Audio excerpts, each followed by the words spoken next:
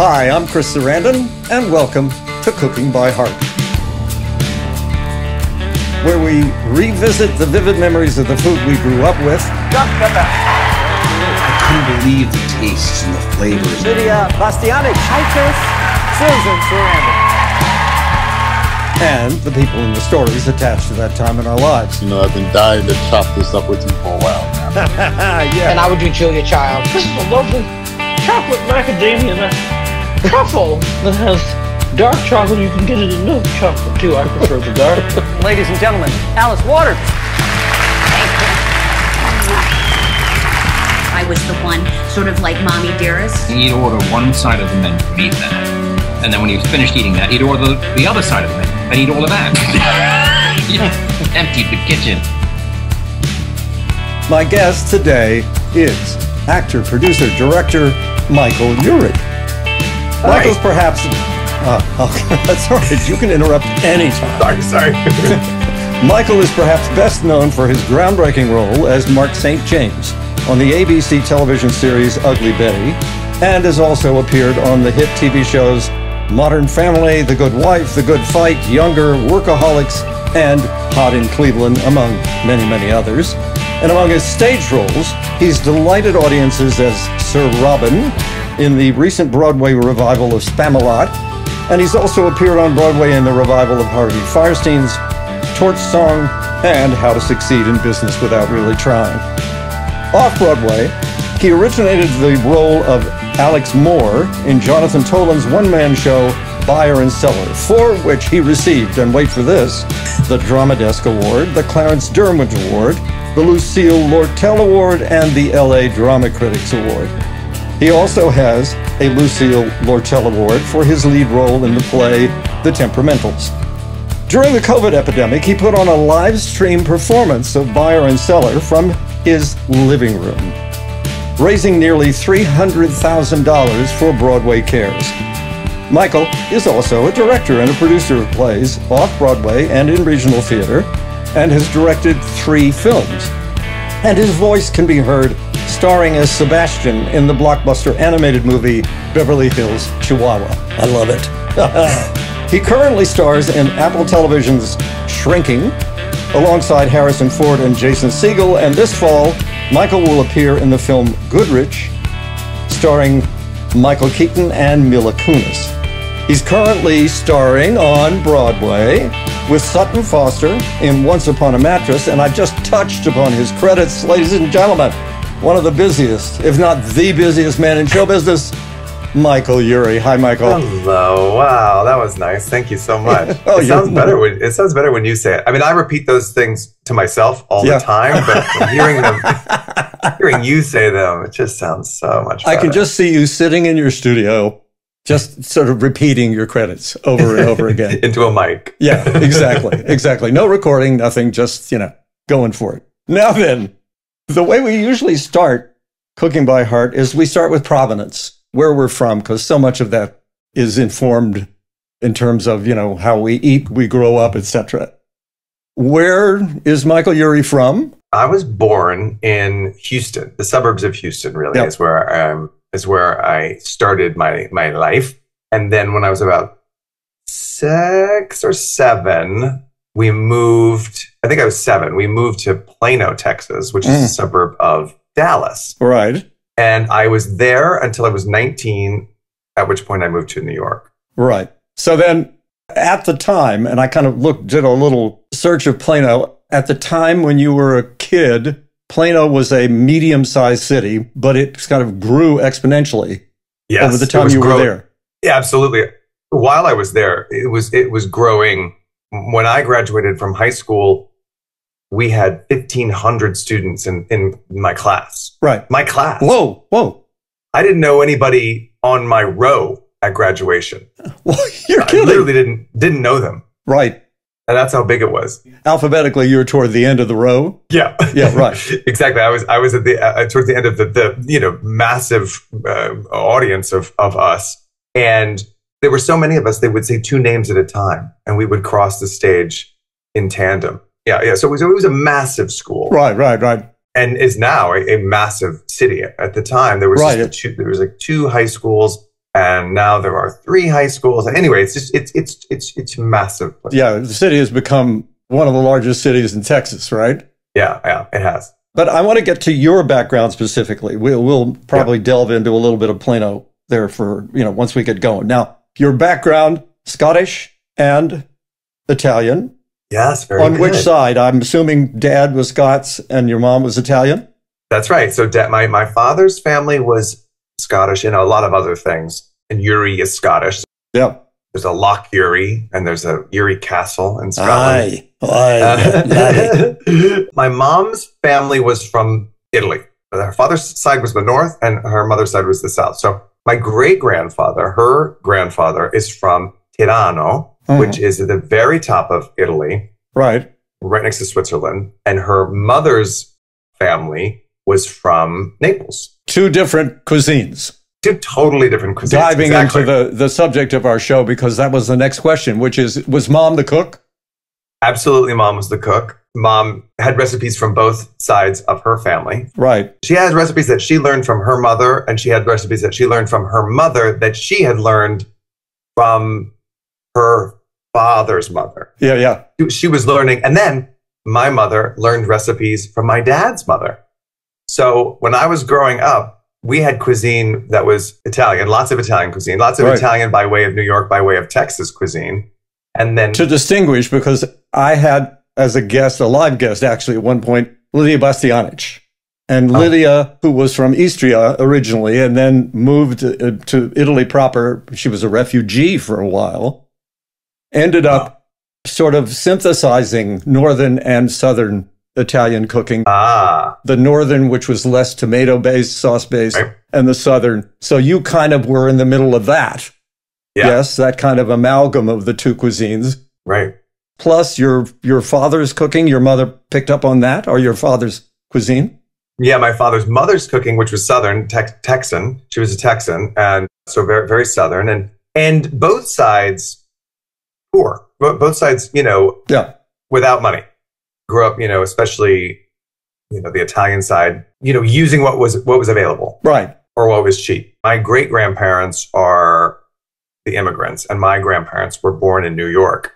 And they didn't move to Texas until just before my mother was born. So they were real New Yorkers. Mm-hmm. So I grew up with these, these accents that were, like Texas Italian accents and then my father grew up mostly in Oklahoma City. Right. So I have this Oklahoma twang coming at me. I have New York twang coming at me. I have a lot of Texan coming at me. How did you shed that? Watching TV.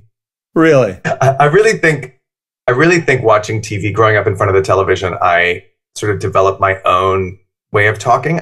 When I moved to New York, I definitely had a little bit of a Texas twang, and I can still hear it. When you're tired or a little inebriated? Exactly. Yeah. If I've had a few, or I'm around a lot of Texans, or I'm tired, or maybe even when I'm like sort of reminiscing about that time, it'll come out. Yeah. Well, there's a degree of separation that we have, because I had a very thick West Virginia accent, because that's where I grew up. And so I think I shed it from watching movies and from being around people who were not from there. Yeah.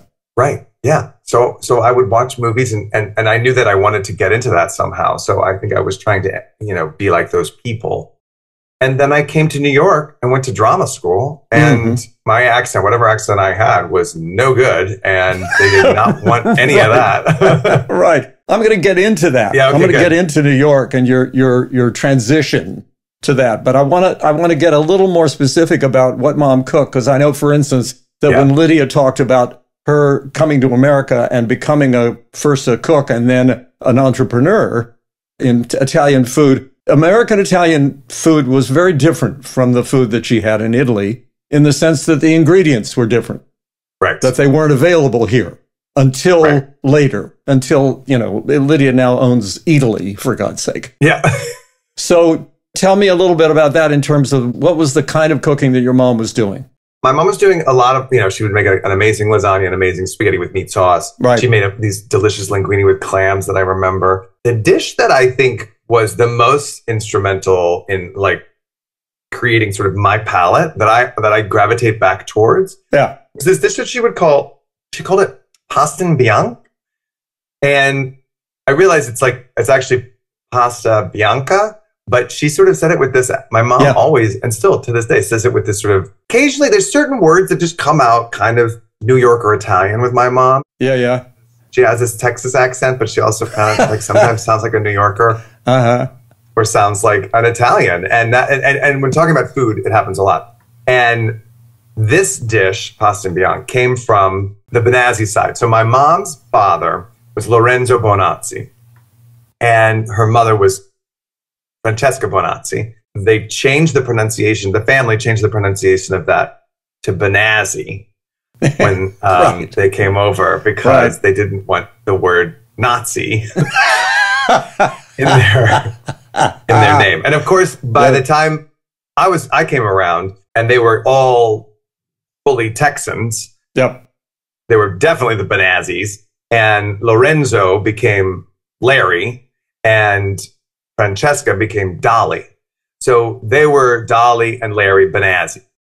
They were no longer Lorenzo and Francesca Bonazzi by the time I came around. Right. But I am named for Lorenzo. My middle name is Lorenzo. And my mother is Mary Frances, named for, well, Mary Frances, but also, anyway, so my mom learned pasta bianca from her mother, Francesca, who learned it from Lorenzo's mother, Grandma Bonazzi.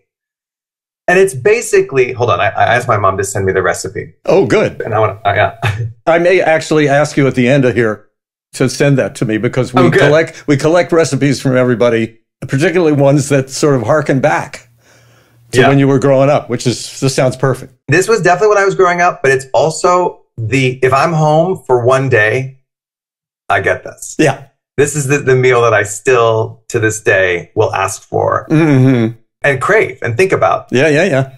And there was a period in my life where I made it for myself, but there's a crucial moment in the preparation that's very tricky, and I failed a few times and gave up, and I haven't made it for years. Oh, I lost my confidence. Oh, Michael, I'm sorry. I'm so sorry. I can see it in your face that your confidence is just completely wrecked. Yeah. I made it for, actually, what's funny is I made it for, did you ever know John Sticks? The acting teacher, John Sticks? No, no. He was an acting teacher that I had at Juilliard. He's gone now, but he was 100 years old when I met him. And he was tiny, this tiny little man, and we called him Yoda. And he was the first year acting teacher at Juilliard for forever. He would occasionally have people to his house, have students come to his house, a few at a time would come and like hang out. And he lived out in Nyack, and we would go and we'd talk and drink and eat and then sleep over. And so I made this for him, and I totally botched it. And that might've been the last time I ever tried, because. So this authority figure, this artistic guiding light, you screwed the pooch. I did. With him, so as it were. Yes. Yeah, I was embarrassed. So, okay, so tell us. My mom says she learned it by helping in the kitchen as a little girl. Rigatoni pasta, 1 small potato cut into bite-sized pieces, butter, garlic, and grated Parmesan cheese. Oh. Growing up in my house, there was always an argument about the potato. You don't really need the potato, but it does add flavor, and it adds, it sort of changes it up. My dad loves the potato. Does the potato break up in the recipe? The potato gets cut up into pieces, and you boil the potato first with the rigatoni. While that's happening, you, in a small saute pan, melt the butter and add garlic powder. And you heat until the garlic browns. Now, there's the hard part. If you don't heat it long enough, then it's just powder. Yeah. And hot butter. And if you heat it too long, it tastes like shit. Yeah. And I remember specifically with John Sticks, it was too soon. I pulled it out too soon. You have to wait for the exact, as soon as the garlic butter browns. Yeah. And I pulled it out just a little too soon. So when the pasta and potato are cooked, you pour the butter and the garlic and the grated Parmesan over it. And that's it. It's actually like that. You cut the potato up, and so like the potato sort of looks the same as all the rigatoni in it, and it's mixed amongst it. You serve it with a salad or other vegetables. Right. or like a sausage, you know, on the side. And it is the most delicious thing. Oh, my mouth is watering right now just talking about it. So is mine. So is mine. Now, I have a suggestion, though, that you might try substituting fresh garlic. That is, sauteing fresh garlic, which you can actually see in terms of the cooked, you know, the level of preparation as a little easier. I'm sure that would be easier. Yes, that sounds like, because the powder is just like this powder that's like hard to like judge. The garlic would be a lot easier to do it. And I'm sure my mom has done it with fresh garlic before, but you know, this is, and what she said, you know, her dad always called it poor people food. And which is, I think, why it's powder, not fresh. Yeah.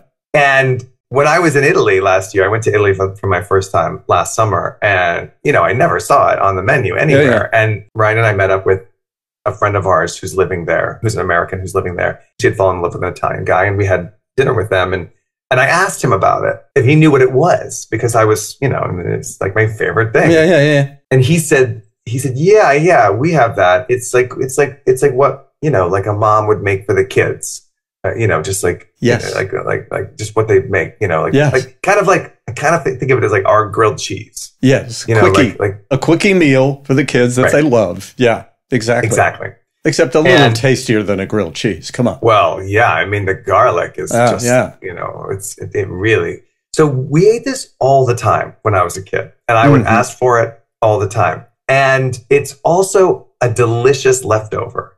Oh. This is how you know that I grew up in Texas, raised by an Italian lady. I would eat this cold the next day for breakfast. Yes. With ranch dressing. Oh, wait a minute. You got me there. I'm sorry. I was with you until the ranch dressing. I don't know. I mean, we put ranch on everything in Texas, but like this thing did not need extra flavor. Right. And yet I felt the need to, you know, add ranch dressing to it sometimes, or dip the noodles in ranch. I mean, I would eat it with my hands sometimes with ranch, just dipping it into the ranch dressing. One time, my mom said, she came into my bedroom to wake me up in the morning, and I'd eaten it. Because like a lot of times, this is another thing, is like, you know, whenever my mom was making the pot, now when I go home and visit and she makes it, somebody will say, is that too much? And she's like, no, Michael will finish this later tonight. And it's true. Like I will, like I'll eat dinner, and then a few hours later, I'll go back to the fridge and finish it. Yeah. And my mom said that one time she went into my room to wake me up for school, and she walked in, and the whole room smelled like garlic. Reeked of garlic. Yes. Because I was just exhaling my midnight pasta and beyond. I love it. Now, I did this too. My mom would make, and the difference is the pasta sauce for us was kind of a Greek version of a bolognese, which is basically a meat sauce with garlic and onions and tomato sauce, a little cinnamon added, which is kind of the Middle Eastern touch, right? Wow, yeah. You don't taste the cinnamon. It's just, it imbues the pasta with, you know, the sauce with that kind of, it's a mystery ingredient, right? And I would eat it for breakfast. Cold. Cold. Yeah, absolutely. Wow. Yeah.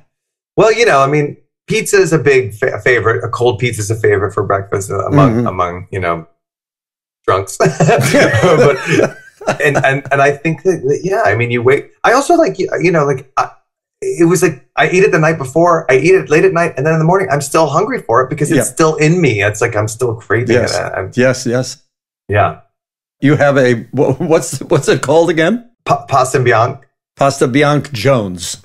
Yeah, exactly. There's a Pasta Bianca monkey on my back. And now to this day, even yesterday, you know, actually yesterday, Brian and I had lunch at Italy. Yeah. He will always get a tomato sauce pasta, and I will always get a white sauce pasta. A white sauce, yeah. And I think that's because I got this, you know, this basically it was like the same thing as pasta bianca, but with shrimp and extra basil and all this, you know, like, you know, choo-choo up a little bit, yeah. Exactly. And I think that my palate was created on a lot of these dishes that my mom made, but specifically that one. Now, were there Texas recipes that anybody in the family made? Yes, we're a grill family. My dad actually does great stuff on the grill. He cooks great steaks and chickens and things on the grill. So that's, you know, barbecue is so huge in Texas. Yeah. And my mom was like an amazing cook. She could cook Mexican food. She could cook stroganoff. She'll cook Russian stuff to make a great beef stroganoff that my dad loved. Mm-hmm. But there was another one. So my mom learned from my dad's mom. So my dad's mom was Urie. She passed away when I was right before we moved to Plano. So I didn't know her very well, but she was really beloved in our family. And my older sister loved her and her presence. My grandparents lived longer, and so I knew them. My mom's parents lived longer, so I knew them. But Anne Urie was a great influence on the whole family. My mom really loved her. My mom loved her mother-in-law. And there is, it's called cream chip beer on toast. Cream chipped beer? Beer on toast. She called it comfort food. And that was something that my mom learned from my dad's mom. And it's something my dad would ask for. Right. This isn't one that I've eaten in a long time, but my mom said, "Do you remember cream chip beer on toast?" And I was like, "Yeah, that sounds familiar. Did it have little red things in it, like chilies or?" And basically what I remember was like, yeah, it was on toast, it was on a bread, and it was like a gravy thing. And you sort of cut it and eat it with a knife and fork, or you could pick it up and eat it like toast. And she was like, yes. The little red things were pieces of dried meat. And she sent me a picture of I love it. Now, for those of you who are listening, I'm looking at a can of armored dried beef that Michael's holding up. And that's what your mom used. And I was going to ask, was there any protein in it? Because obviously there was. Yeah. There was the beef. I think she took that picture for me last night. That's sweet. That's great. They must keep it in the house. This is really yummy, super comfort food. It's very Southern. Right. It's cream sauce with butter, flour, and milk. And she melts the butter and stirs about 2 tablespoons of flour till it bubbles. This is something I would never try. Yeah. There's way too many steps. And then add milk slowly, stirring constantly, and then add salt and pepper and the dried beef cut into small pieces. And then when it's ready, it pours like gravy. Yeah. Oh, this is interesting. This sort of harkens back to your mom adding cinnamon. She adds Parmesan to it. Oh. She puts a little Italian. A soupçon of Italian. Yes, exactly. And then she puts it over English muffins. And then she wrote back later, oh, I forgot. Layer the English muffin, pieces of bacon and sliced tomato, and then pour the gravy over it. And then she wrote, now I want to make it. See, now my mom made cream chicken. Oh. Almost exactly the same way. You know, warming up a little roux with butter and the flour and then putting milk in it and then just pouring it over toast. And it was a go-to all the time. Kids loved it. Absolutely. And super filling and all kinds of flavor. Ryan's mom, my partner Ryan's mom, makes something called chicken shit casserole. That's basically everything she can find. And I think she like pours in cream of mushroom soup and chicken. It's fantastic, delicious. Just like flavor. Did you grow up with siblings? Yes, I had an older sister. Yeah. Still do. She's still older. I'm glad to hear that. She's about 7 years older than me. So we grew up in very different households. You know, that's a big gap. She started college. I remember she started college the same day I started middle school. Right. And I was a pretty shy kid at that point. And I remember my mom being more nervous about me than my sister, me going into middle school, which was such a... Well, that's a big transition from elementary school to suddenly you're with kids, 7 to 9, 7th to 9th grade? 6th grade, 7th grade, 8th grade. Where I was, it was 7, 8, 9. Yeah. Right. Yeah, well, we also had 6th, 7th, and 8th was middle, and then we had 9th and 10th was high school, and then we had 11th and 12th was senior high school. Oh. Yeah, we had this whole, it was all for sports. It was all because Texas is all about sports. I see. So the competition was parsed out according to what group you were in. Yeah. Right, and you had a chance. It worked out for all the extracurricular activities. I mean, I played the Captain Von Trapp in Sound of Music. Oh, in 10th grade because I was upperclassman. It was the same for school activities in terms of the stuff that you did. Each school had their own department, so it was probably started for the football team, so that the footballers who would arrive in 11th grade hadn't been sitting on the bench for the last 2 years. Right. It worked out well for us too, because we had all this experience. So then the interest in theater was early? Yeah. Or performing? Movie. I first was into movies. I was like, I would watch movies, and my parents always had like pretty good taste in movies. We went to the movies a lot when I was a kid and watched a lot of movies, and I really wanted to make movies. And then when I got into high school, I was like, okay, well, I was really shy in middle school, and I was way too afraid to do any theater. And then when I got into middle school, I was like, all right, I better do theater's the closest thing to what I want to do. I better get in there and start doing it. Yeah. I started doing theater, and I went in saying, I just want to direct. I don't want to be an actor. I just want to direct. I just want to direct. But we didn't have enough boys for Fiddler on the Roof, so I had to be in it. They made me be in it. I was the assistant director, and the teacher was like, sorry, you got to be a papa too. Yeah, right.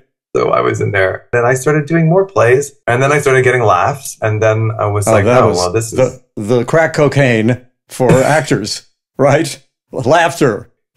Absolutely. The only thing better than laughter is the laughter of children. Now I'm doing this fairy tale show.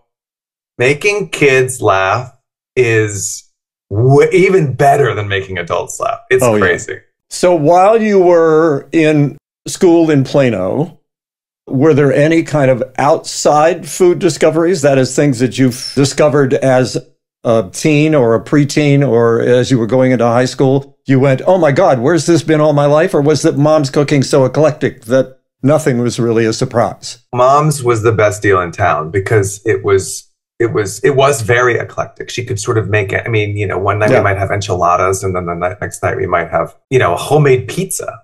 So she could kind of do anything. And it wasn't like they were great in Plano, Texas.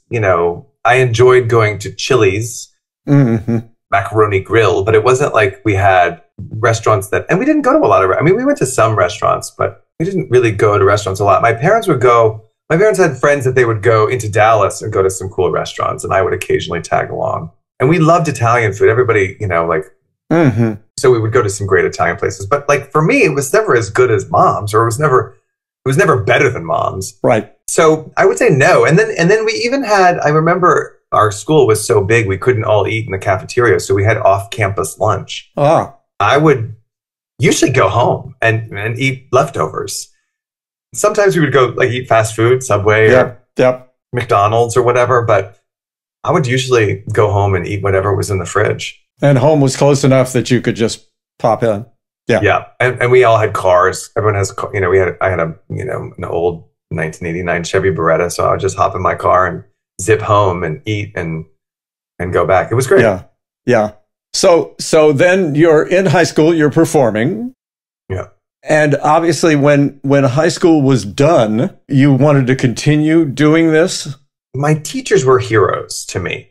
I had these great teachers in high school and senior high school, and they just were the coolest people I knew. And then I was also doing speech and debate. So I was going to these tournaments every weekend and meeting other students and meeting other coaches. And I just loved this lifestyle of surrounding yourself with plays and putting on shows. And I was really happy. I loved being in school and doing speech and debate and theater.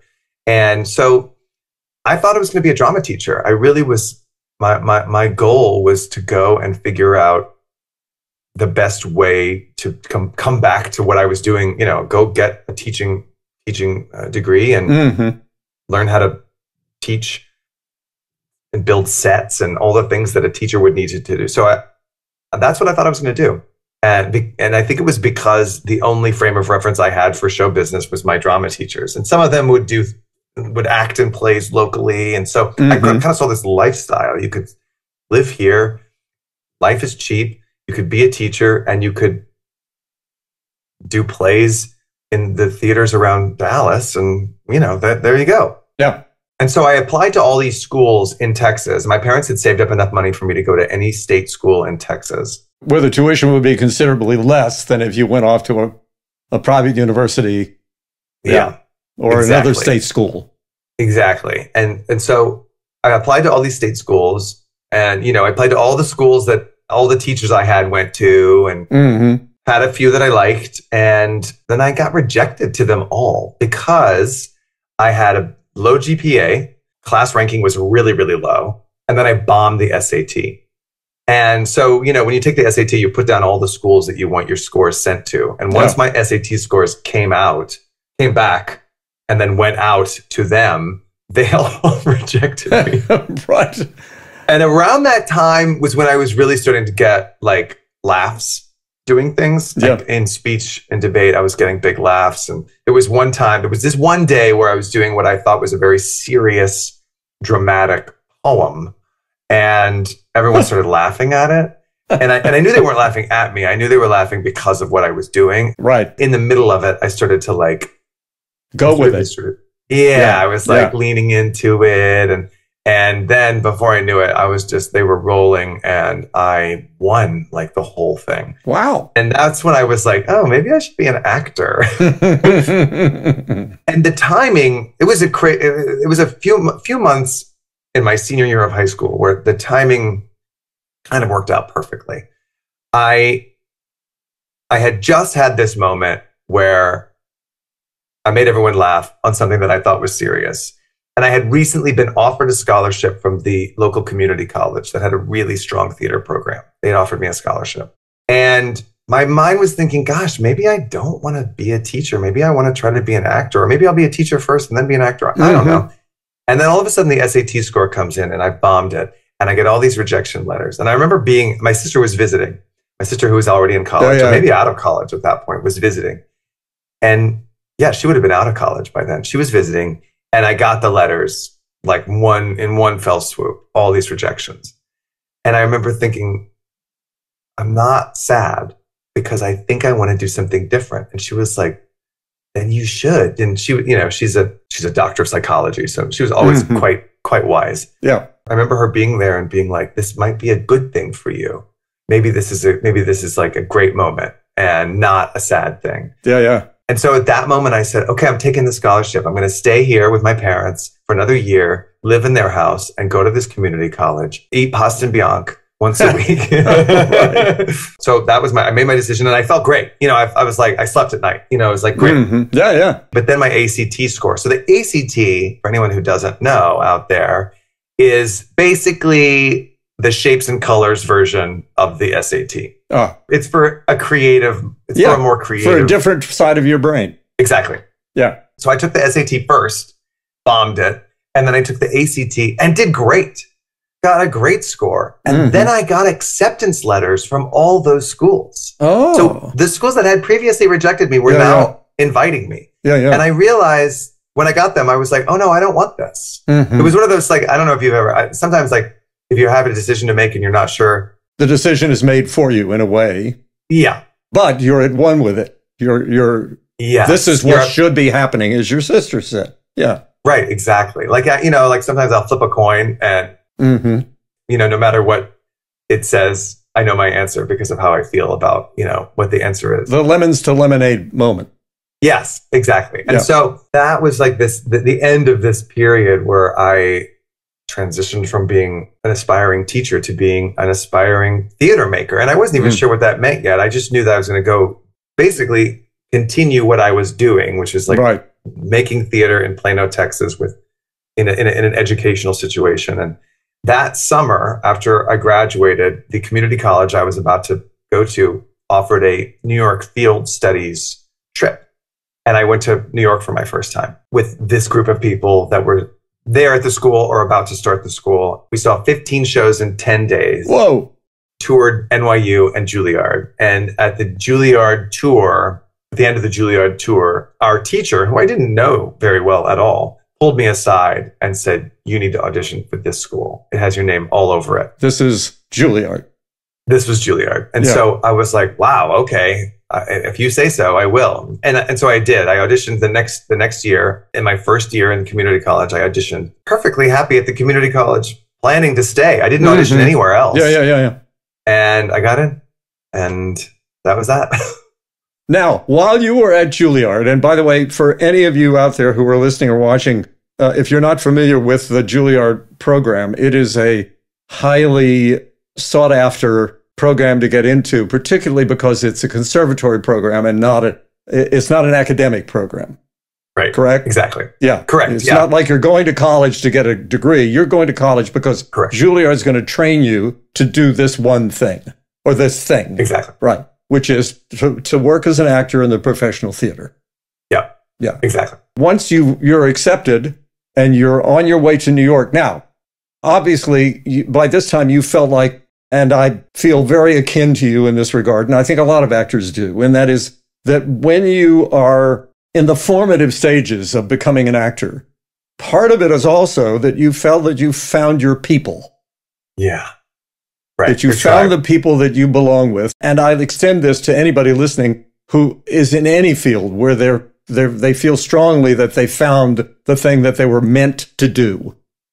Their calling, as it were. And in a way, this calling is more important in the sense that it feels like a calling because there's so much rejection involved that you have to have a very thick skin to have a career. Right. Because you're being personally rejected. Yeah, exactly. It's not like it's just your bona fides, your resume, whatever. It's you got to get up in front of somebody and say, this is who I am and this is what I can do. Juilliard trains you for that, yes? Yeah. I thought it was a completely unattainable goal. I thought there's no way I'll get into Juilliard. I'm not that kind of an actor. That's where movie stars go. That's where Robin Williams went. Yeah. And Kevin Kline and Patti LuPone and right, exactly. These icons. And then a million names you don't know who are also geniuses. Yeah. But I got in and then suddenly I was there and it was like the greatest. It's not for everyone and not everyone has a good time there. And I think that it ebbs and flows through the years with in terms of, and the way the world is, I mean, I can't imagine going to Juilliard during a pandemic, but people did. Yeah. But for me, at the time that I went with the teachers that were there and the classmates I had, it was perfect. And I had the most magical experience and I learned so much. I don't regret it for a second. And I can trace so many things back to it. Yeah. Like aspects of my personality, but also, well, professionally also. It made a difference. Absolutely. Because you connections I made. Yeah, you are seen.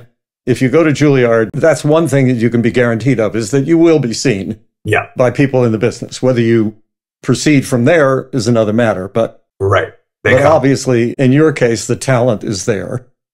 And also the personality. That is the aspect that you present when you're not in character.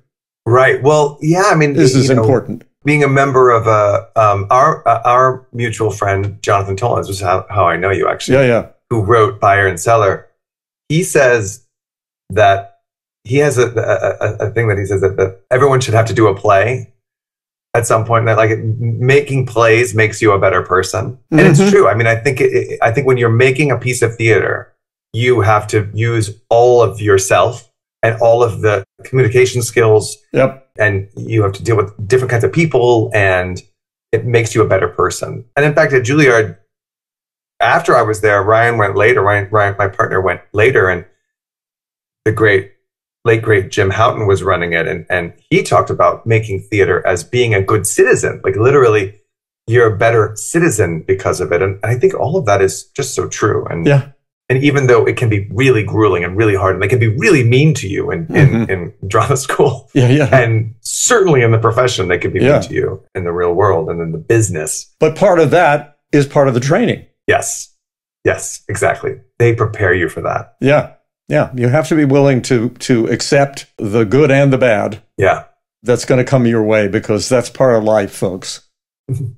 For everybody, not just for you. Now, in your work, you have traveled. Obviously, when you lived in New York, for instance, when you first go to New York, how do you eat? What do you do?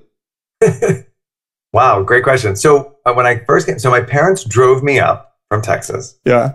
We have some family still in New York, and it was the first, and we stopped on our way in Roanoke, Virginia, and saw some family that had moved to Roanoke, and then we drove on from Roanoke to New York, and I met some of my New York family for the first time. My mom's cousins and her great aunt. We met one of her great aunts that was in Virginia, and then another great aunt and great uncle that were in New York. And I'll never, I mean, I still to this day remember the giant table. I mean, this is like, to me, you're not Italian unless you have a giant table. Yes. And a dozen people around it. passing all kinds of amazing Italian food. Mm-hmm. This is my entree into living in New York. My parents drove me. We stopped in Queens and we sat at a giant table in a small room and passed bread and pasta and wine and had fellowship and got to know each other, basically. Yeah. And my mom and her cousins reminisce, and we got to know, and they got to know who I was, and it was very special. So that was my first meal in New York was actually amazing. a family style Italian meal. Mm-hmm. At my sweet second cousin Connie's house. Mm-hmm. A lot of those people have died since then, but a lot of them are still around. Connie's still around. She came to see me in the show the other day. And did they live in Manhattan or in one of the boroughs? They live way out in Queens. Queens. Yeah, and then some are in New Jersey. Yeah. And now some are on Long Island, but Queens was kind of the hub at the time, and that's where most of them were. So that was really special. And then we moved in. So you had a feeling of home in a way. Yeah. Away from home. Because New York can be, intimidating and a little scary. Yeah, totally. Yeah. Then I'm living in a dorm in New York. I'm not cooking, and I'm eating out of the cafeteria. I'm eating, which is great. There's a great cafeteria. Juilliard had a great cafeteria. And that's where I ate. I did have this period where I made bad choices when I first got to New York, where I was eating pizza and hamburgers all the time because they were there and they were offered, and I didn't have anyone telling me not to. And it's funny when I think back on that. Like, I would never in a million years eat a pizza or a hamburger before acting now. Oh, sleepy time. Exactly. But then I would do it. I would do it all the time, always eating. It was crazy. Well, you were young. I was young. And also, the schedule was so intense. I didn't really have to monitor my own energy levels the way that you do as a professional or as an adult. Yes, right. There's another class to go to, and that'll wake me up or it won't, and I'm just going to try to make it. And then my second year I moved out and I lived alone in an apartment. And that's when I had a hot plate, like a little range. And that's when I started cooking for yourself. Yeah. Yeah. And that's when I learned how to make pasta bianca. I got the recipe and I had my mom help me and talk me through it. And I got it right a few times. And then it was shortly after that I got it wrong and I stopped. And I don't really cook. I don't really cook. That was my next question. Are you still cooking? No, I don't really cook. And part of it is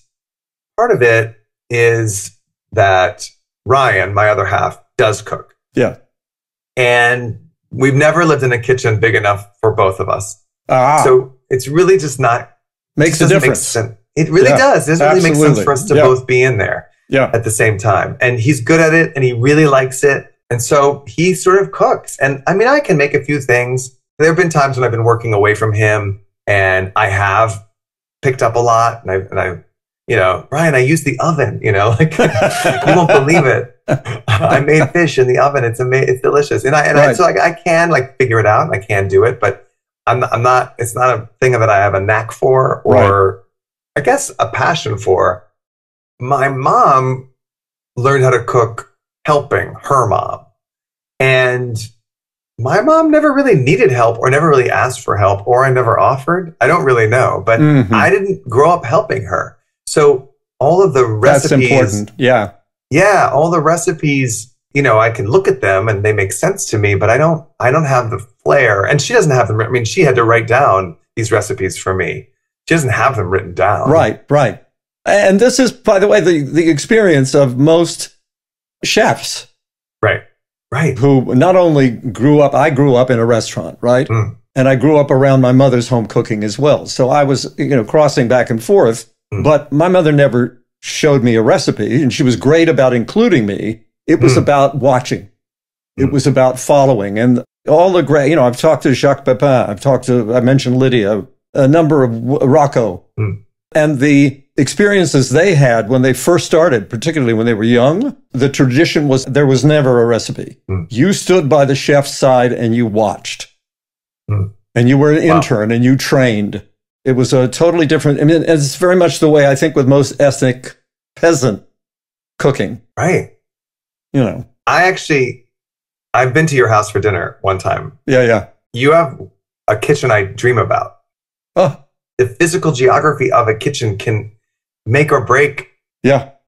It should be a gathering place. At least it is for us. Yes. And yours is such a, I mean, we have a great kitchen. I mean, we have a New York 1-bedroom apartment. We have a great kitchen. It's open. There's a bar. You can sit there. We can gather in the kitchen, but it's really only big enough for one person to be doing something in there. But your kitchen, and like, when I think about like the great kitchens, they're open. The place where you cook is close to the place where you eat. You can have many people in there because you have that big, giant island in the middle. And then there's that open area and then there's all the, the appliances and stuff on one side. And then there's another open area on the other side. It just feels like you can get a dozen people in there. And we recently even opened it up a little bit and put a couch in there. So that people can hang and sit, and while we're cooking, and we can talk, and it's so great. It's cool. It's really cool. There are a couple more things I just want to cover while we have the time, and that is the following. And it's something that interests me because my wife, Joanna Gleason, the folks know about Joanna, she's going into a show at the beginning of the year, an off-Broadway show, but it's still an eight show a week schedule. Yeah. A little different from the Broadway schedule, but I don't think many people have a sense of what it's like to be doing, for particularly a musical, 8 shows a week, and how you keep yourself going, both in terms of food and rest. Can you describe that kind of regimen you have to follow in order to survive? It's hard. It's something I'm constantly chasing, the perfect way to eat and sleep when you're doing an 8-show week, especially when you're doing 8 shows a week in Times Square. Because yes, there's lots of places to go and eat in Times Square, but almost none of them are what you want to be eating or where you want to be eating. Yeah, it's primarily geared toward tourists. Yes, it's geared towards tourists. It's geared toward filling people up, and it's fast food. Fast, heavy. You can make good choices, but then again, you're still having to navigate Times Square. So I try not to eat there if I can help it. And on a 2-show day, I order in. I try not to leave. And I try to sleep. I allow myself to sleep anytime I can. Anytime I'm sleepy, if I can, I go lay down and I sleep, nap, sleep, whatever. Right. But the eating thing is a constant struggle because I have this thing, and this is a weird, especially when you remember that I'm the kid who ate pasta and bianca with ranch dressing cold for breakfast. I have this thing. I can't go. I hate being on stage and tasting my food. So anything that's going to come back later, I avoid. I don't want breath. I don't want burp. Well, the other thing is, you're working with other people in close proximity. Absolutely. Yeah. I want neutrality. So I often eat in a completely neutral way, which can be really boring. And it's so funny, just on Saturday, just this last 2-show day, Saturday, I switched up my routine. So I had this routine for a long time. I did it almost every 2-show day on Spamalot, and I've been doing it on every 2-show day on Once Upon a Mattress. Between shows, I order noodles from this place. It's called Tasty Noodle 2, and it's just a ramen. It's it's like a fish ball soup with noodles and bok choy, and then edamame, and I get chicken on the side that I throw in there too. It's just plain chicken, and I eat it every bite. I put hot sauce on. Oh, just regular. Actually, the hot sauce I've been using lately is called Breaker sauce, and it's a sauce that Daniel Breaker and his son make. Daniel Breaker's in the show. I thought it was because it makes you break out into sweat. Oh, that's great. Actually, it's hot, and it does. Yeah. But Daniel Breaker makes it, and it's delicious. I wouldn't like do a chipotle sauce or a garlic sauce or barbecue sauce. It has to be just hot. It's just giving flavor because I don't want to taste it later.